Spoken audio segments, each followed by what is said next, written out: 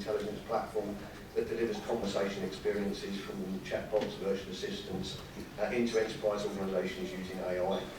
So if you think about ChatGPT in an enterprise context that is governed, controlled, auditable, delivering process compliance, but with an experience that feels human-like, that's what we do. But my job here is nothing to do with that. It's to chair a panel with some of our esteemed colleagues from the legal profession, looking at what's going on in our world from a legal lens. So if I could invite the panel to the stage, please. Megan Paul from Charles Russell Speechlys is somewhere. There's Megan. Please join me. Let's give her a round of applause. Thank you. Crichard from DLA Piper, Mark Crichard from RPC, and Craig Walby from Eversheds, Sutherland. I'm going to go down, apparently, there we go, that's us.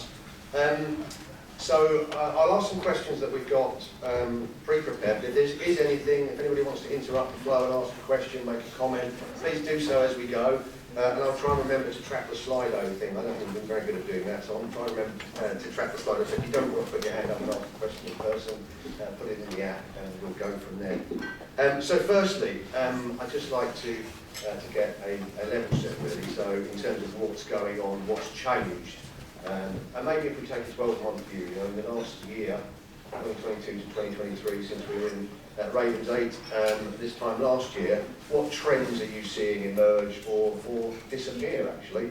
And I'll go right to left, I guess, so let's start with you, Mark. I'll have a go. Longer term trend actually, something I've been quite strong about is I think on the traditional outsourcing BPO side of things, I think our contracts have got increasingly lengthy and complex, probably also increasingly pro-customer. I think that fits very well with the smart sourcing agile that we talked about during this morning.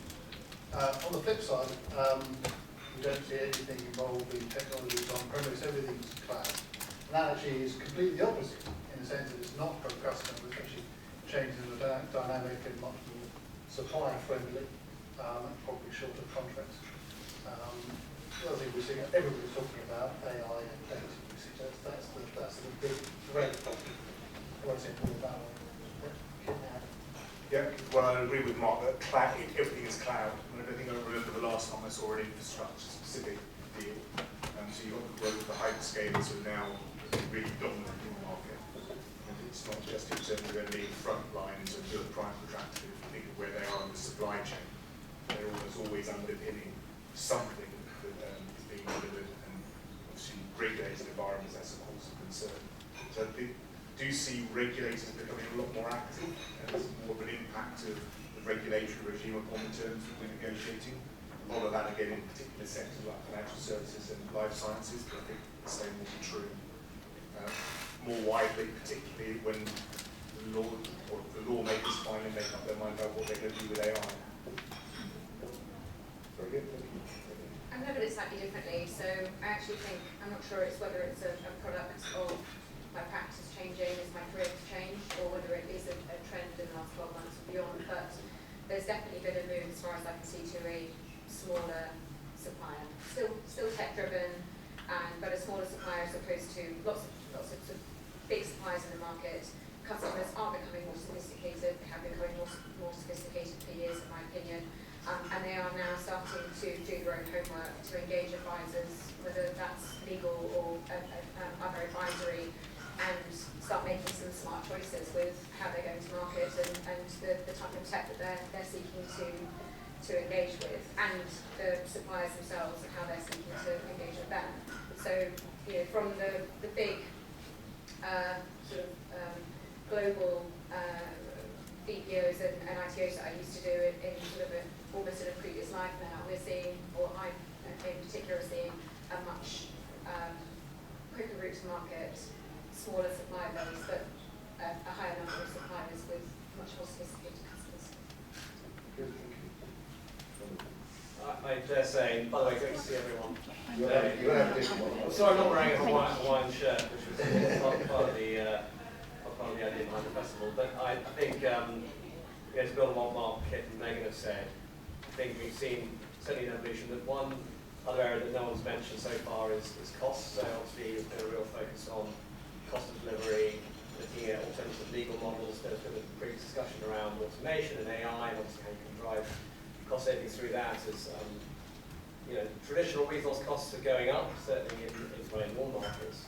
Cost of managing service and energy costs are going up as well, so that impacts upon the cost of data management. And we're seeing exponential growth continually in data and the warehousing and management and security around that data as well. And the final thing, obviously, which builds upon conversation in the previous session around impact sourcing and inclusive procurement, is the discussion around ESG as well. So huge amount of focus end-to-end through supply chains on ESG. You're going to see a lot more focus, I think, certainly from our European brethren around sustainable sourcing, due diligence, and so on, right through the supply chain as well. And that will start with the hyperscalers down through and apply through everything that we're looking at in terms of sourcing end-to-end.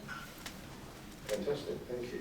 I want to dig into a couple of those points. What I'll do is ask one of you the question, and the rest of you just chime in if you've got further input. But let's start with the point about the power of the hyperscalers, I guess. We saw a massive shift from the power of contracting being with the customer historically. It's always been with the customer, right? And the supplier just wants to catch up and be compliant to hyperscalers that are so dominant that actually they dictate the terms, and the customer is the passive party increasingly. Has that changed? Is that adapting? And is it spreading from hyperscalers to other parts of the supply ecosystem? I know Kim has got strong views on this one, so I'll start with you. Yes. Okay. So first, I would generally agree with Mark that if you strip yourself out of the cloud services market, looked at BPO more generally, there has been still quite a customer-centric position in terms of contracts. But any of you that ever had to negotiate against hyperscalers, well, I usually negotiate in inverted commas. Generally, it's their standard terms, and it's a commodity offering, and extremely risk averse. I struggle to think of too many times in my 30-odd years in the market where you genuinely say that there are just 3 big players. Because when it comes to hyperscalers, you're talking about AWS, Microsoft, and Google. So nobody else is going to break into that market. But I think if you just looked at some of the big SaaS offerings, you don't get too much of a difference in response to the likes of Workday and Salesforce as well. So there are a few other really mega players who I think are in the same category. The only chink of the light I would offer in terms of whether they are going to be able to be shifted into a more customer-friendly groove is that the regulators have forced them to make some concessions in some regulated areas.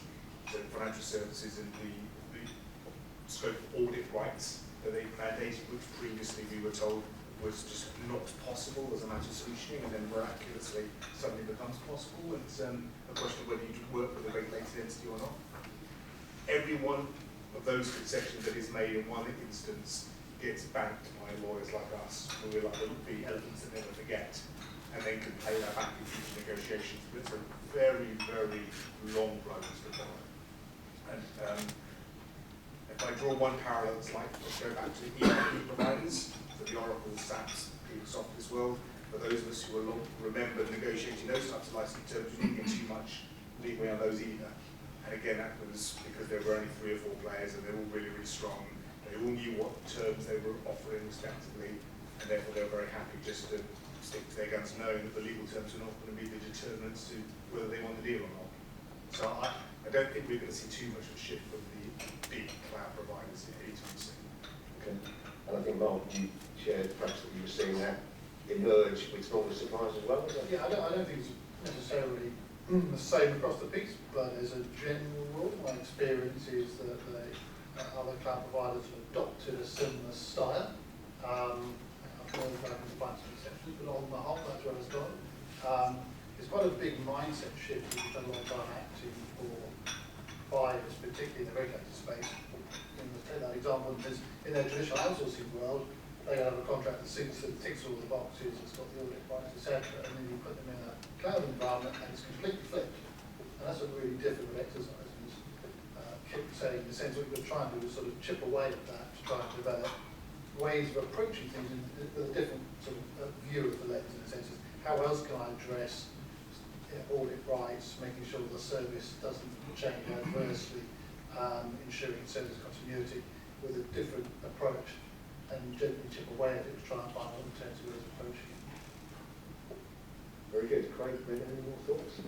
From a non-financial services, I'll let Craig sort of take the more regulatory view. I think it's about educating yourselves and educating the customer. There will be other ways to deal with those risks that present themselves. I'm not trying to do myself out of a job here, but it may not be the legal answer may not be the answer there. It may be operational and educational from a customer perspective, and also engagement with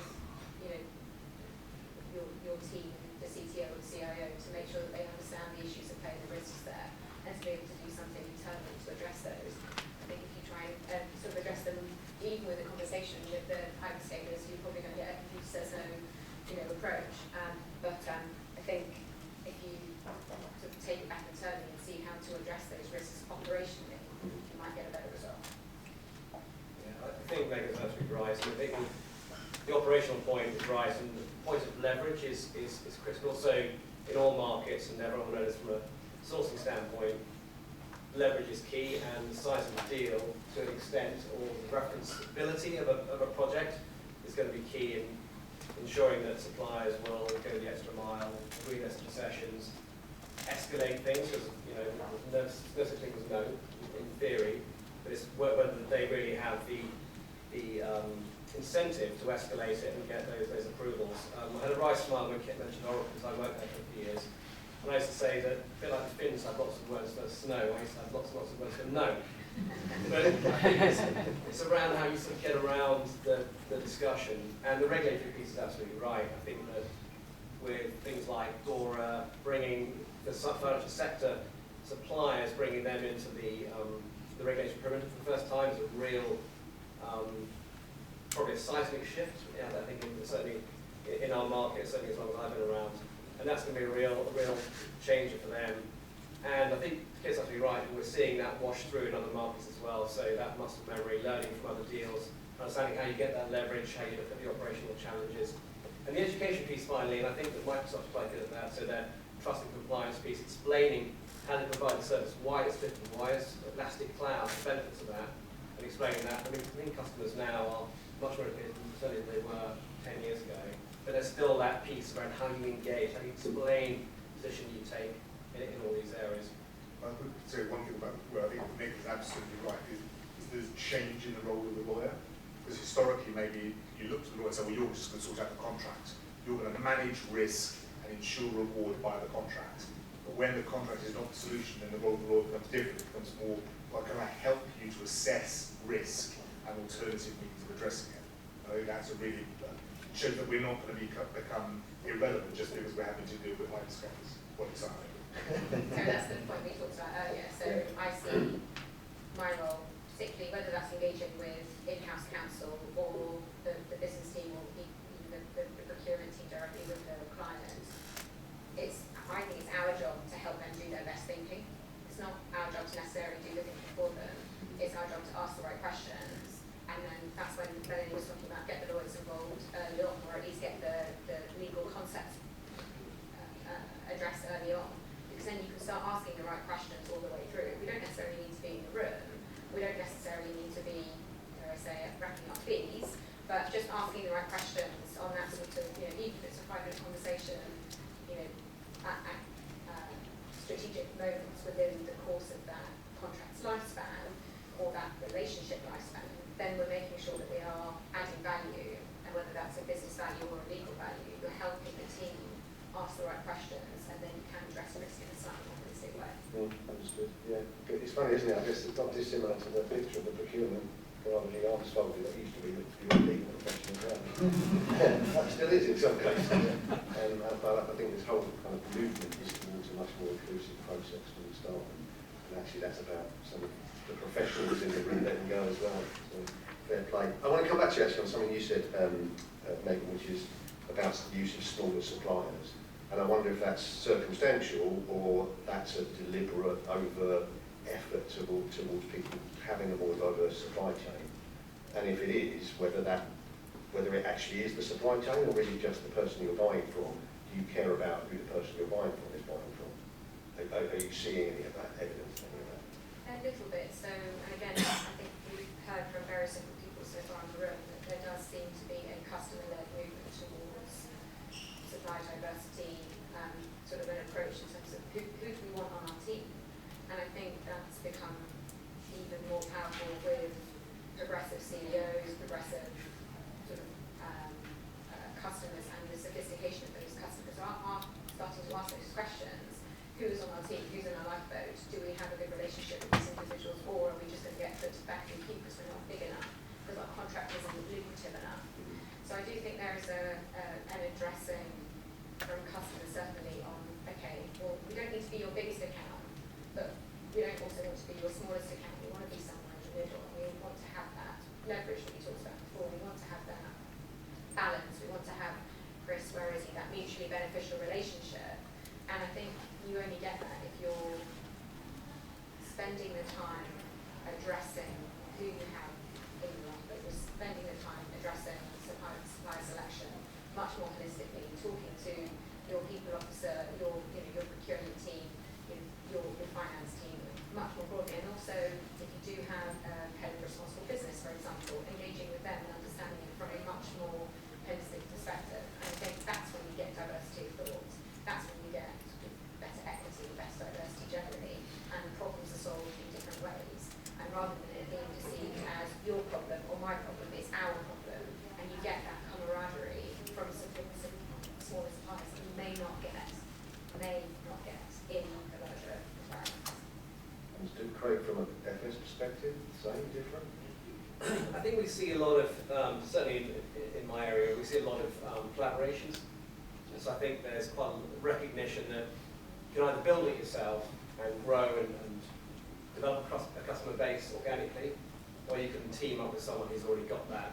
And I think certainly the large players in the market, and the names, have recognised the value of doing that and bringing innovation and disruption and everything else to it in a quicker way. And certainly we saw an explosion of really clever apps and interlocks. We're probably going to see the same thing, by the way, with AI, I think, over the coming months and years. But certainly a lot of very early stage startup, and then there's a few in the room as well, which are really exciting, who have a different approach, different market base, different demographic, and a way for larger players to team with them to attack that market in different ways. And we've seen a lot of those over time. To the extent that some deals we've done with startups didn't even have a company incorporated at the time we were doing the initial deal. So that's certainly the case and doesn't put most people off.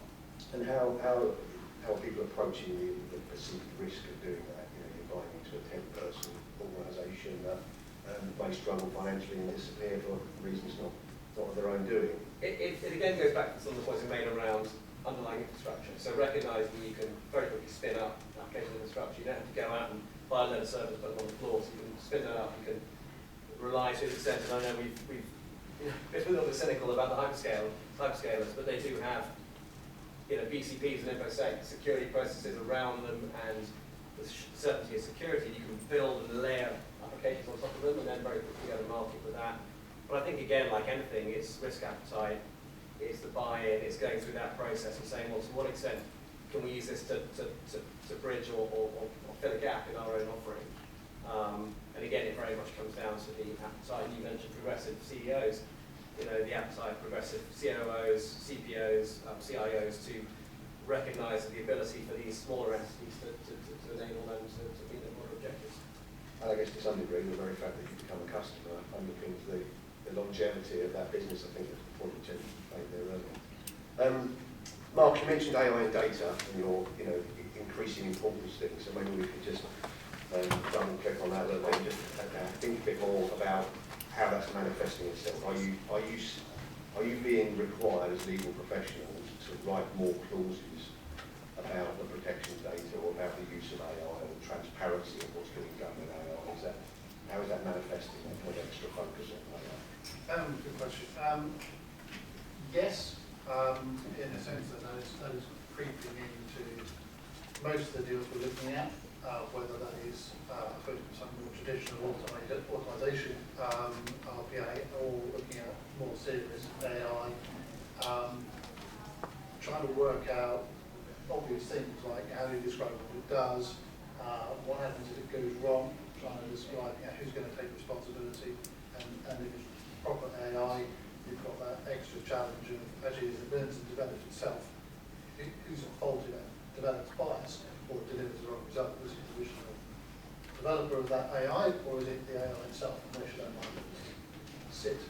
And we're also seeing a lot more interest in clients as to who owns the data and what can they do with it. I think people are suddenly going to start looking at their data pools and what they, either as a customer or their suppliers, can start to do with that data in a way they haven't done before. So there's a lot of interest in that, whether or not, say, a supplier can go away, pull data across multiple customers, aggregate it, anonymise it, and then use it to go and solve. Do you want to go and do that? And also some clients are starting to look at whether that has some competition issues for them. But I think it's still fairly early days in that, in the sense that everybody's sort of putting their toe in the water a bit. So the issues beginning to percolate up and trying to learn how to contractualise these things. There's probably a couple of opposing forces there, isn't it? Because these learning models, if you like, AI models, learn from the data that you submit to them. If you withhold your data from the model, it's actually going to it's not going to serve you as well. Same as when we're consuming products, if we allow apps to track our use of other apps, actually we get a better product, we get a better outcome. But in doing so, we're giving away quite a lot of personal information. I think it's the kind of the business equivalent. Yeah. And there's an interesting parallel with what happened with open source.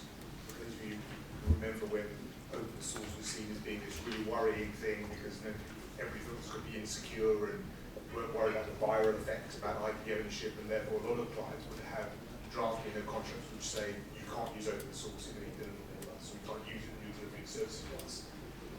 And then we crossed the Rubicon, everyone realised actually you do want open source because it's so much more flexible, it's cheaper costs, and user friendly. I see the same thing happening at the moment with AI. So we've been asked to draft some rules which prohibited the use of large language models in service delivery. And okay, we'll draft that, but we are saying that the big here, like King can use. The better way is to try and think about it in a form of words which is going to set around the boundaries, so to ensure lack of any unintended bias or full transparency and ownership of data or use of data in the ways that Mark's referring to. So that I think is where the movement of the focus currently is, together with the creation of some kind of policy, at least in relation to the way in which your organisations will approach the use of these large language models. Because too many organisations will just use them in a haphazard way, won't impose any controls on the staff of what they're doing, then lo and behold they'll find that they have passed some confidential customer business information into a large language model, and suddenly it is popping up somewhere else, or you have exposed yourself to an IP claim in a way that you wouldn't have anticipated doing. And things are going to move incredibly quickly, faster than the law or regulation is going to be able to keep up with, no doubt. I'd like to say that we've always had silver bullet solutions for this, but in this case we most definitely don't. There will be a period of considerable uncertainty for some time to come, and I'm not sure even if we'll ever get certainty again. I mean, there's many people who see the GitHub litigation, which is in multiple billions, but that's going to take years to run through, and by that time AI is going to be so far down the road it will be largely irrelevant anyway. So lots of uncertainty, but that's of course what makes lawyers' lives interesting. Indeed, when there's a lack of legal precedent, I guess. Yeah. Then what position do you take? Well, I think it's back to Ben's point that it ceases to be a position where we can provide absolute certainty, and instead we're helping to manage risks. It's a question of, well, this is the upside, this is the downside, this is what we think you can do, this will be the potential risk if you do, but you will make value decisions. So a creative organisation, for example, now will make a decision about the savings and the improved service it will be able to deliver through utilising an AI solution, as opposed to the residual risk that there could be a copyright infringement claim at some point down the road. But you will make a value decision. And have any of you seen the use of AI actually in the legal contracting? Megan, you mentioned being done out of a job. Do you see that as a threat, but more importantly, are you actually seeing evidence of people using it, an AI to write NDAs or to write contracts or to subscribe to agreements? Craig, anything you've come across? I remember a conversation I had with the general counsel of a very big client in this office about 7 years ago. I have a job in 2 or 3. We're still here, just about.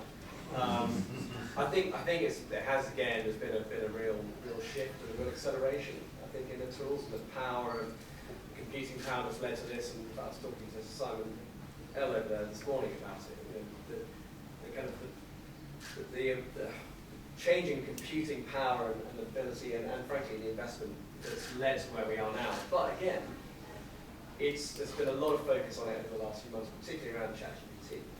A lot of the tools that we've been using for many years could meet definitions of AI. So the algos they use in financial markets, the tools they use to do modelling, and whether you're going to extend credit to a lender, whether you're going to write insurance policy for someone who's had a car crash last year, the way in which you manage anyone entering the UK or any other crossing any other border. There's a lot of tools there that do cross matching, and they rely upon a lot of machine learning and automation. So I think there's been a lot of steering around it. But some of the principles and processes that we've been managing for a long time, when you deal with your suppliers up, and we're talking about sourcing here, haven't applied for a long period of time. I think the challenge, particularly over the next few months, is going to be defining what fits within that category, and then as we've been discussing how you manage the controls around it, and what good looks like, and how you ensure you've got human level oversight of this stuff. And there's again some European regulation. I think the UK market particularly, understanding how they're going to track against the European model.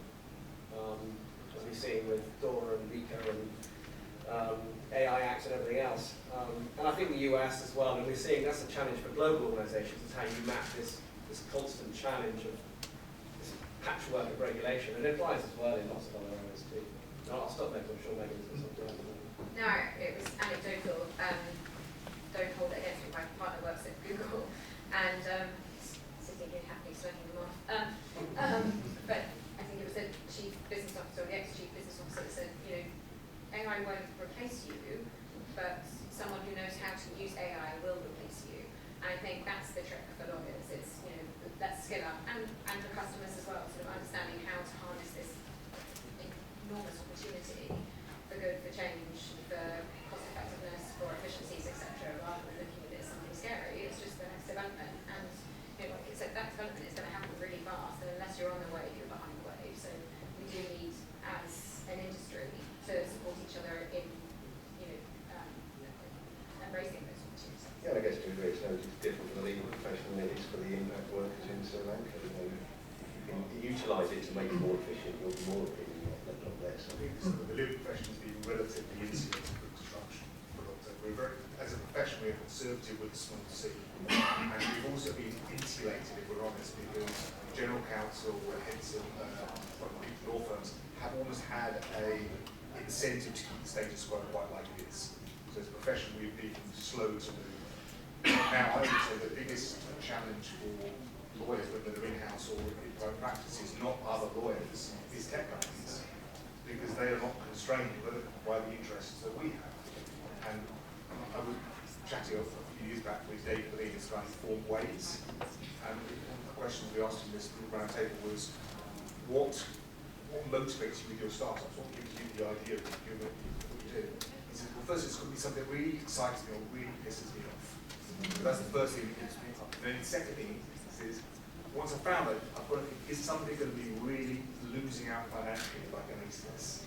Because that means there's an addressable opportunity. And that's what he said, put them away. There's traffic jams I hate.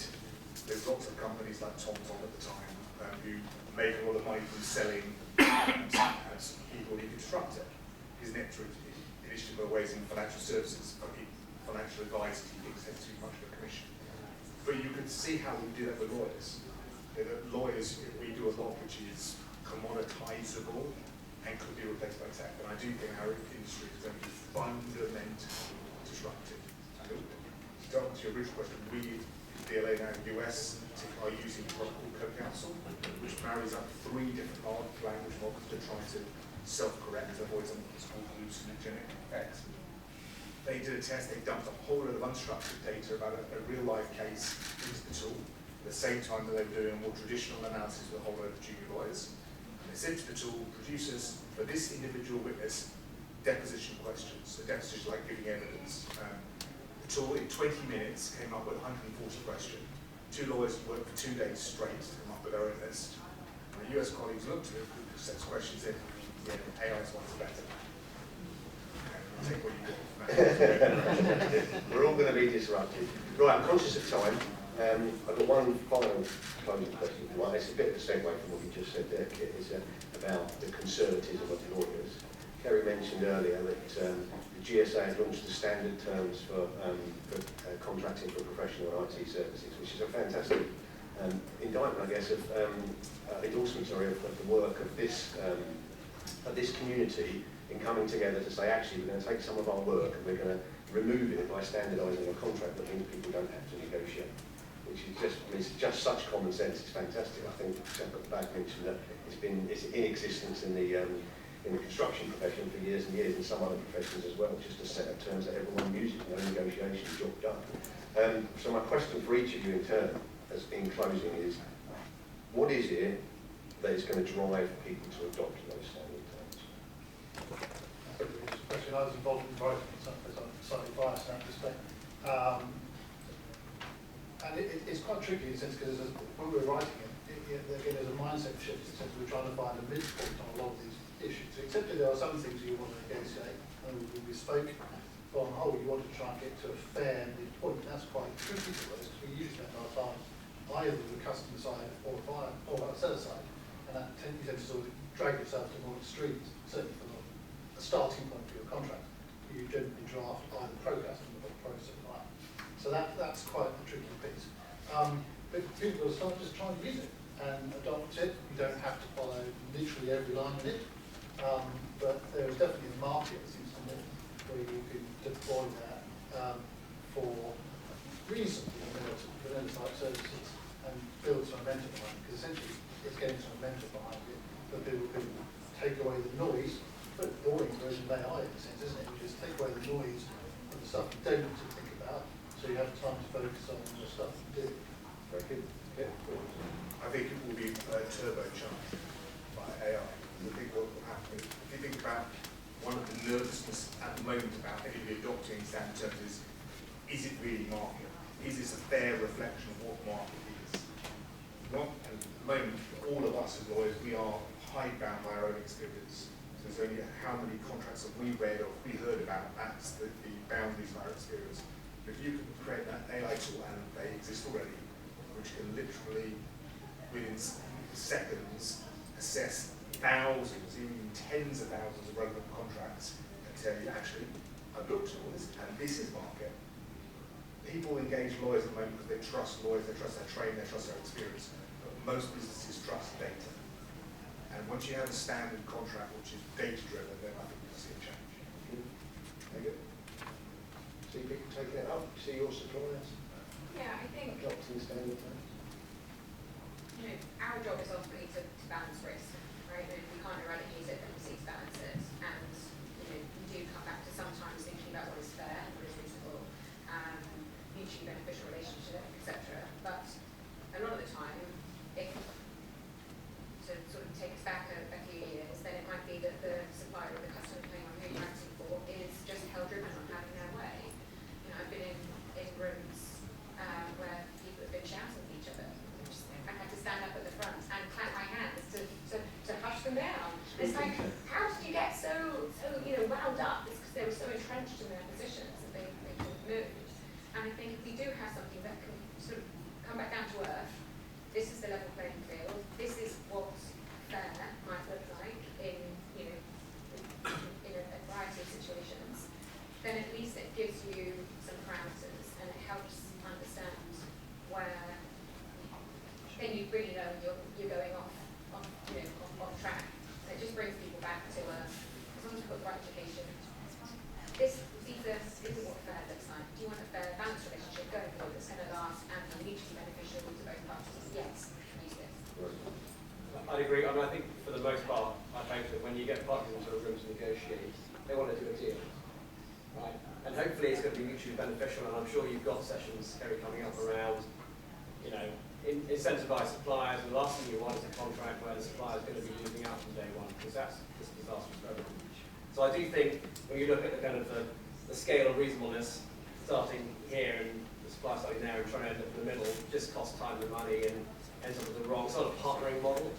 So I do think, Kit and I have been at the other end of the table and trying to get to a point where We know what the market is, just a case of how you get there. And of course, you're always going to bargain about things.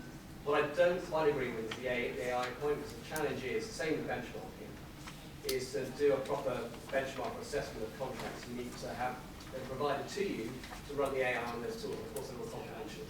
So the slight challenge with that is if they're all uploaded to the cloud, we've got this whole issue that we're starting to see with confidentiality of information and data. So there is that challenge, but I do certainly agree. And by the way, in the market, we've got ISDAs and Incoterms where you've already got standard approaches to things. What do? They accelerate the focus of the process. You're concentrating on solution, on price, and the important things, and not fighting about warranties and liabilities. Fantastic. Good. Well, we're out of time, so we'll break now for lunch. Thank you to the esteemed panel. Thank you.